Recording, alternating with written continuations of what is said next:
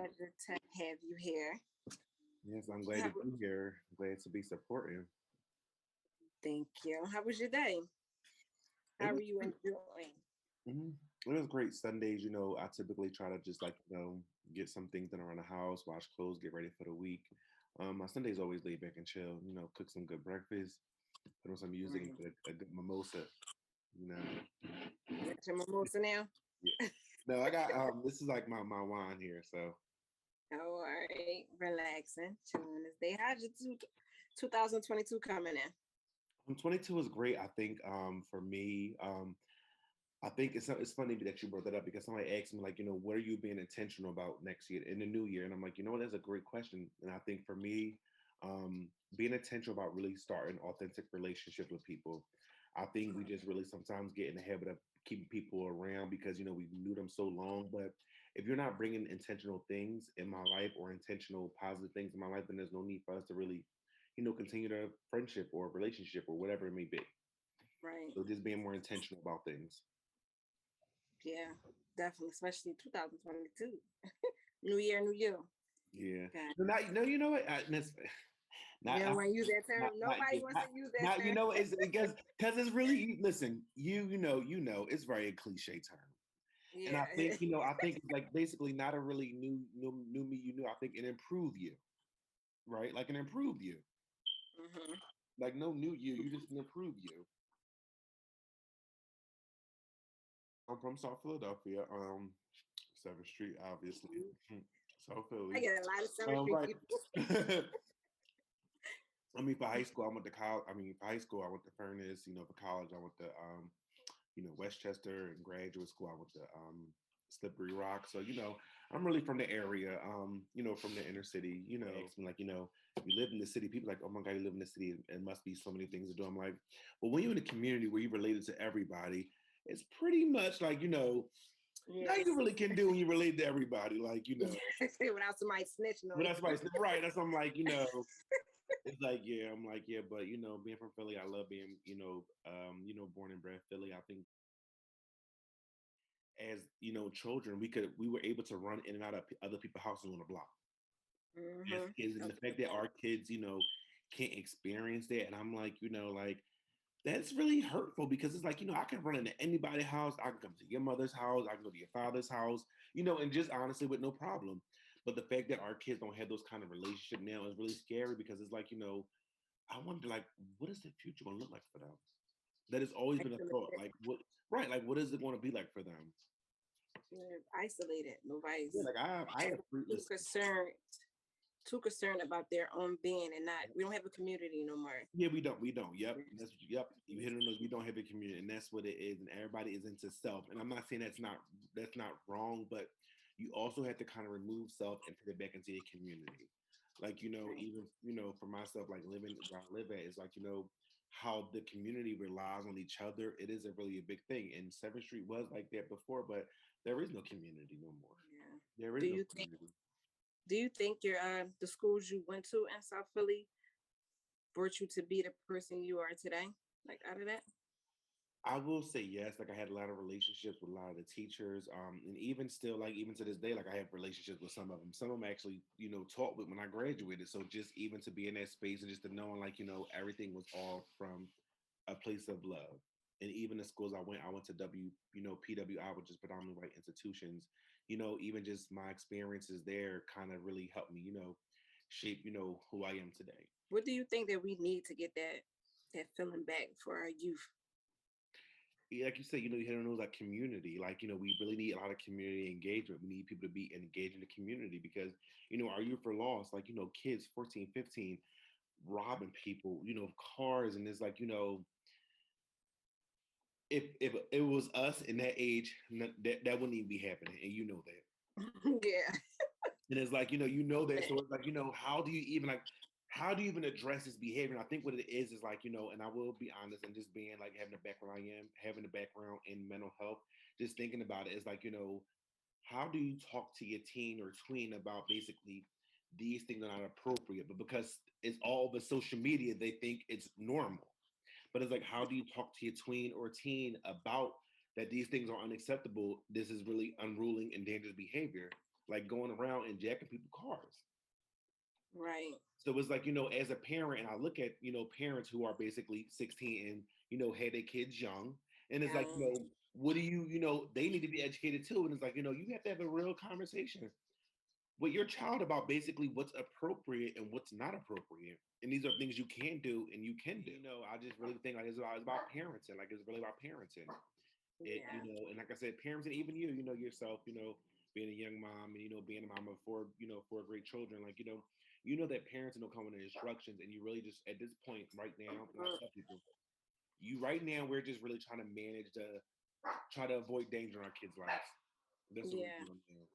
And I'm going with the flow. I'm right, taking exactly. little pieces that when my parents did it, having four parents, my Mm-hmm. stepdad, stepmom, mom, and Mm-hmm. dad, is taking Mm-hmm. a little bit and applying it and actually trying to freestyle my own way because I'm not gonna say everything they did was perfect, Right. Yep. but Mm-hmm. some of the stuff worked. So it's just like Mm-hmm. applying it, and I don't know. I'm just hoping they turn out right. Yeah, and it's something. It's like you like you said, the keyword hope, because you can kind of instill all kinds of principles in your children, morals, and they still turn out like to be little heathen and monsters sometimes. Yeah. But long as you did your part, you no longer become a manager of your child's life. You become a consultant. You have to Yeah. consult your child about different things that they want to do, and it's like sometimes they might not ask for your opinion. Like you Right. transition from being a manager now to a consultant in your child's life, and parents get stuck in that management phase.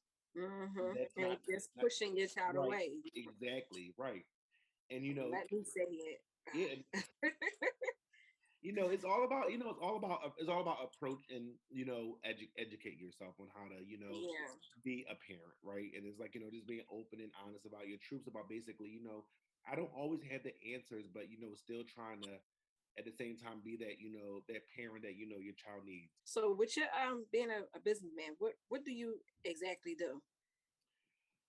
Well, different things. So one, Name them. Tell us.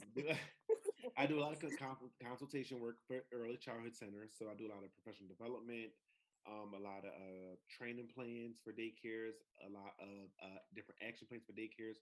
I also have real estate. So I am a realtor. Well, not a realtor. I'm sorry, not a realtor. I am a landlord.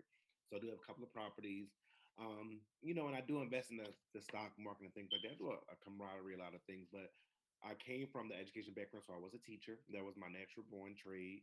Moved through Mm-hmm. the ranks with a teacher, coach, principal, all that good jazz. And I'm at the point now where though, like I don't want to do those things no more, and I want to kind of make this business work for me. So I went into like real estate, and it's the best thing I've done. Give back to my community is more so in the early learning phase. So basically, with teachers who work in like early childhood centers and things like that, I touch that community. Like that's my community because like I know there are things that they really don't just know that they really need to successfully really educate young children. Right. I really think that there needs to be more role models out here, especially, not even men of color, but women of color, and just people of color, period, because, our kids really need to see that, hey, there is this career, there is this thing. I So, think men like you and other people from the community, I need y'all to like, if I believe y'all share y'all story more and the young black men behind y'all see it, because they're not really seeing a positive that come out of Philly. And I'm seeing it like everybody I grew up with from South Philly on 7th Street, they're doing a lot of great things. But I wouldn't know unless I asked them. unless you ask, But right, unless you ask, yeah, right, right. yeah, but the bad stuff is taking over more than the good. Like you sit there and you see it publicly, all the bad things, but all the good men that's actually out here doing stuff, giving back to the community, graduating, got their own business, you don't hear it unless you ask. But I think sharing a story would be better for the young black men and black females to see, even though you live in Philly, there's something great that's coming out of it. I think that it comes with the divide of basically of again community. We're not a community anymore, right? So you won't know because honest, that goes back to basically. So the whole question should be, how can we get back to being a community? And I think you know what, and I'm so glad you brought it up because I never looked at it that way. Like we're not a community anymore. We're not. They need to see people in professions, like that they want to go into, and that's why I said the for example, the medical shortage. The reason why there is a shortage of black and brown medical staff, ranging from CNAs to doctors, is because we don't really have a lot of people that represent us in the medical field. So you would never really think that, oh, I want to be a doctor, or oh, I want to be a nurse, a nurse practitioner, or I want to be a physician assistant, because nobody that you could look up to that represented you, in that field. Yeah. Personally, because there are a lot of black nurses. You'll see a lot of people going to school for, but you don't see it on social media. You don't Right, see nobody right, really posting it. So right, right. yeah, it's the thing is nobody really seeing a good that comes out of Philly. Like I said, and it's a trend. Nobody want to follow the I had trend. one good friend, and before we move to the next question, I had one good friend. I said she would always make a good pediatrician, but part reason why I think she didn't go along with it, because you know what, she didn't see nobody in the field that represented her Yeah. as a black, a black woman. That unfortunately, it wasn't. I believe that was part of the reason, because she didn't have nobody look like her to really motivate her to say, hey, I can really do this. Representation really does matter in certain areas and fields. So, as a small business owner, what local banks have supported you? Um, a lot. I would say definitely. American Heritage. American Heritage is one of the best banks if you are a brand new business. If you are, new in the business game, trying to be on business, they are very, very, very gracious with their, personal loans, business loans, and also Navy Federal. Navy Federal has all is Navy. I encourage everyone, and I know you're going to broadcast this, but if you want to be a member, you need a referral. Please let me know, because a Navy Federal is amazing. They have been so gracious. They have been so supportive with just me rolling out my new real estate. They've been amazing, and I like them because they really do take a chance on new businesses and even small businesses. So I would definitely say Chase and Navy Federal have been, super amazing. I encourage everyone to go ahead, set up an account, and definitely if you need a referral, please let me know. I'll make sure you have my contact information, because I think everyone really needs to be some kind of member, needs to be a member of any type of credit union. Okay. Because with credit unions, it helps. They require less amount of hassles and work for different things, as opposed to traditional banks like the Bank of America and TD Bank. Yeah, TD Bank just sent me some stuff for my business. I was like, Mhm. They say them pre-offered bullshit, and like no, not approved. No, go to the credit Yeah. union. The credit unions are the way to go. Okay. Yeah, See, credit look, unions. I'm learning something. I ain't choose a bank yet. I'm still indecisive about things. But that's some great information. So I'm definitely gonna keep that in mind for Mhm. referral. Yeah, just make sure you know your credit, and even credit repair. I ask one for that too. Like I'm really about like I want to see, because these are the things we weren't like. So it's like, if you don't really, and that's what I'm saying. I'm so glad that we're all educated now. That you have you educated yourself, and you can educate your children. The fact that we know now we can instill like credit is basically that is pretty much your character credit Yeah. to me. Like They don't that's care about what integrity. you do That's out your the street. integrity. Credit Yeah, counts. Credit talks. yeah. Credit talk. Basically, it's money. Like money talk. Yes, so I'm thinking this whole time that you still in Philly. So reside in the suburbs where you at, bougie, say no. As a black business owner, what are your grows and glows? Um, I I was feel just playing with the bougie part. no, no. I feel like no. I feel like my grows are, I need to really be a little more present in my community. Hence, what we're just talking about, just kind of educating folks in the community about what I have, the knowledge I have to share with people, regarding if it's like whether it be like in education advocacy, or whether it be in real estate or credit repair. Just put myself out there in that space. I will say, my glow is that I was able to connect with my people on my block, just in regards to that credit repair. Simple conversation was walking the dog, and I heard my neighbor talking to her neighbor about her credit, whatever. I said, okay, well, hey neighbors, like You got on it. right, yeah, jump right on in, just to be able to like really educate them. I'm like, oh, okay, we never thought about that, or that's the information. So those are pretty much my grows and glows, just for living in a urban area. I will say, even for in the city, like one point I was helping people with their credit repair, but to a point, folks have to learn how to be disciplined. Like, for example, like if you're in the process of getting your credit repair, you shouldn't be running your credit. You shouldn't be applying for new things. You shouldn't be getting things disputed. And that's why I tell people, like, people want to buy a house, but there you have to be disciplined to buy a house. Buying a house, let me tell you, it is very, very hard. I have very good credit. I have actually, when I bought my house, I had excellent credit. And it still took me about 4 months to close on my house because they really run through things with a fine comb. And part of what I want to do is help people get through less red tape because it is a lot of red tape. And that's partly why, right? And that's partly why I would like to educate people and tell them, listen, these are the things you need to do. But honestly, it's a shame. But sometimes, our people just sometimes don't want to just listen. Everyone needs to be coached. They gotta be ready to be coached. Once we become more accepting about being coached and being and allowing others to pour into us what we don't know, we will be really strong as a community. Hands down. Yeah. Hands down. Everybody just gotta put they so-called differences to the side, which is not much different from each other. Everybody's striving to be something great. Just come together so we can be greater. It's just we not there. Not there no more. Grandparents then went away and all help with society. That's how everybody can detach yourself. Everybody gotta be willing to go for it and get it. And stop blaming Philly for everything. Because there's so many things. I'm gonna keep saying it. There's so many things that came out of Philly that was so great. Philly made people the way they are today. And there are more great people that are successful that came from South Philly than the little. Yep. There are a lot. People ask me, where you from? South Philly. Oh, you bougie. You goddamn right I'm bougie. Yes. Yeah, take the name. I'll be goddamn right. Like, you from South Philly? Yeah, I never got no fucking parking. Yep, we park on top of each other. That's what it is. We park on top of each other. That's what it is. Right.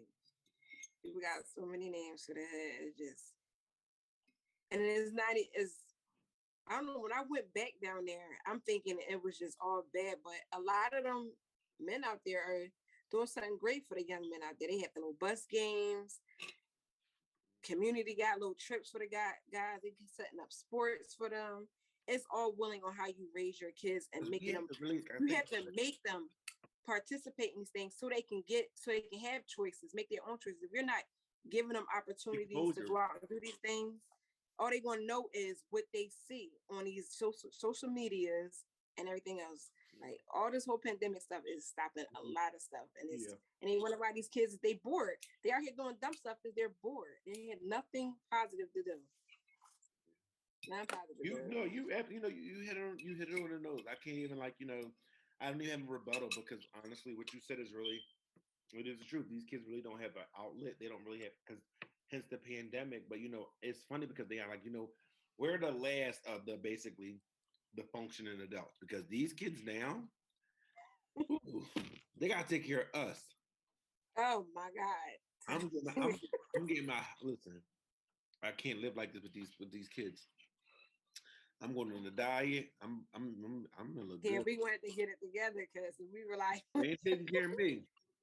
Everything is going to crash. Let them take over something. Oh my goodness. I think that generation called like Gen X or some shit. Yes. Some bullshit. I said, Gen what? Was a real name for that? It is like Gen X. It's like literally, yeah. It's like Gen X. Let me see. I'm gonna look at Generation Z actually. That are folks who were born between 1997 and 2012. And let me see, what are they called after 2012? After 2012, they are called Generation still Z, yeah. They often refers to digital natives, or the I generation. Yeah, you could tell. Because they retarded. Yeah, so yeah, that's right. Yeah, listen, let me tell you. Yo, but seriously, you have to really get into what some of these kids do, because I'll be looking at like, why are you watching somebody else play a fucking game? Build a game. What is wrong with you? Oh my gosh, yes. When did that even start? When did that start? I woke up and kids. When did we do that? I used to I was telling Tabby, and I'm like, listen, remember we just walked down Penn's Landing just to go out I remember at the South school. Street. Oh my goodness. After Yes. school, we'll go to Shanks. We'll go have a cheese stick. We'll sit out. We'll talk. We'll have fun, kicks and giggles. Even if we've been together all day, we just kind of basically kind of talk about recap of our day. I took my son rock climbing this weekend, and when we went, I'm like, this was like, how'd you feel about doing this? He was like, this felt really good. I'm like, well, what you like about it? He said the fact that I was able to really, interact with people. I'm like, well, that's a good thing. That's Yeah. a good thing. The fact that you able to, express that. I know that this COVID is really impacting you as well.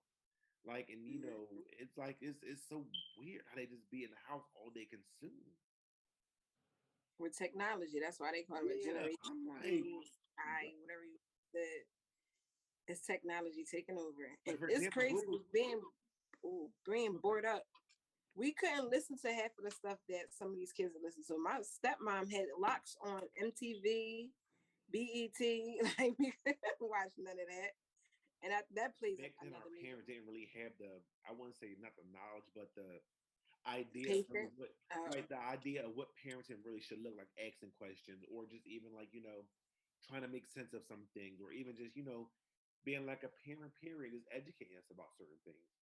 Mm-hmm. And my son was like, I said, he's in high school, but he's transitioned to another high school, and I was like, listen, like, you gonna meet girls, you're going to want to be curious and stuff like that, and all other kind of stuff.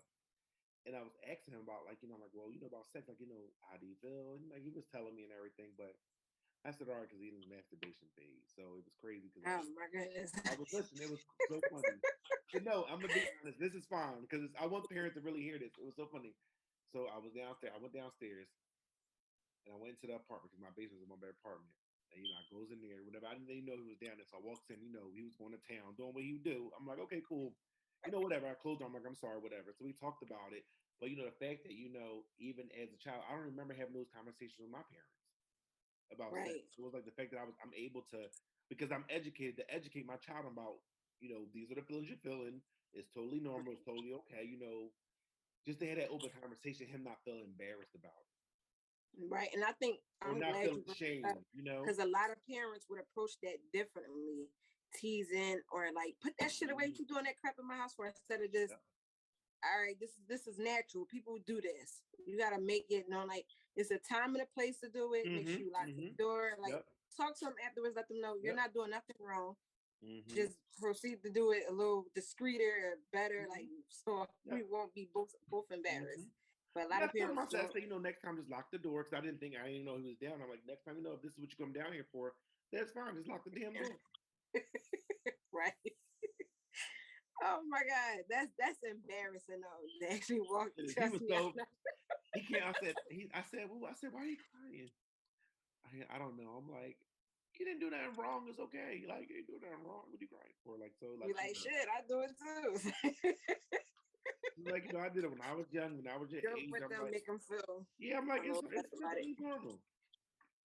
I just Yeah. said, don't you get carried away and try to insert in somebody at this age. Don't get Yeah, too right. focused on it. I'm gonna That's the fire you. safe way. I'm gonna fire you up. I'm gonna fire you up. You think you're embarrassed to be here? Grandpa Taj. Yes. The approach is definitely good when it comes to parenting, and a lot of people got to break out of that old way of how our parents did it or their parents did it, and some people find it to be well, it worked on us. Like, did it really? Going to school for education really taught me not only how to teach kids, but also working with kids and seeing how seeing what they're and seeing like how poor parenting really fucks with. I'm sorry, really Mess with.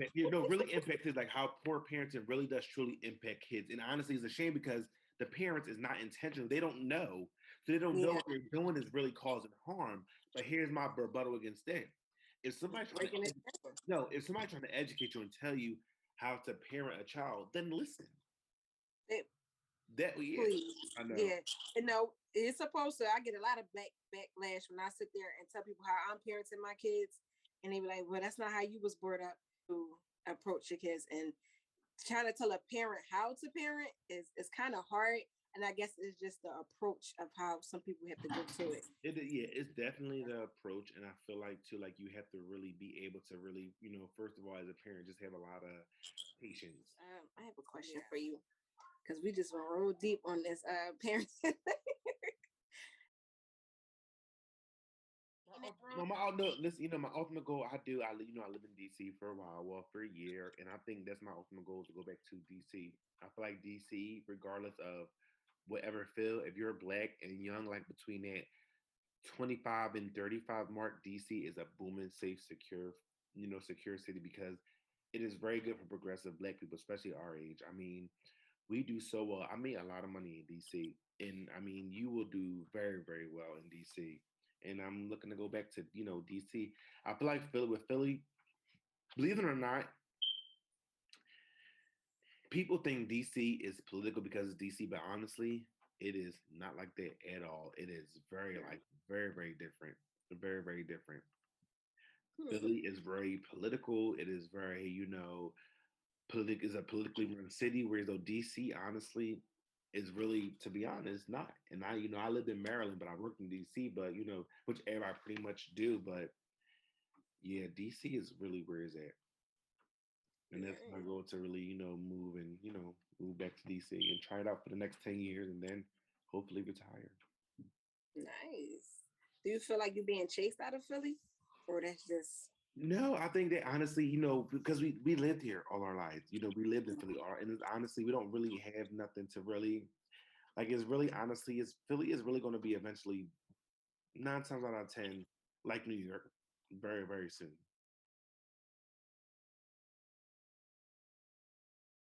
How do you feel about yourself, Uber?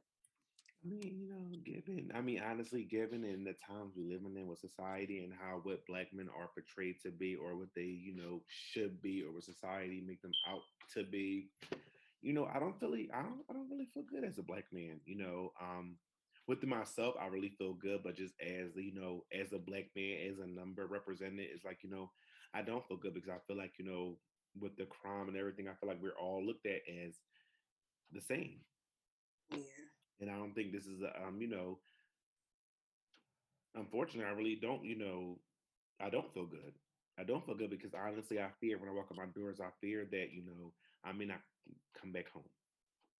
I may not be able to, show up at work, because of stigma, it is, of what black men are, portrayed to be, especially nowadays with all the crime. Most of the crime that's happening are African American men. Mm-hmm. And it's like, it's sad.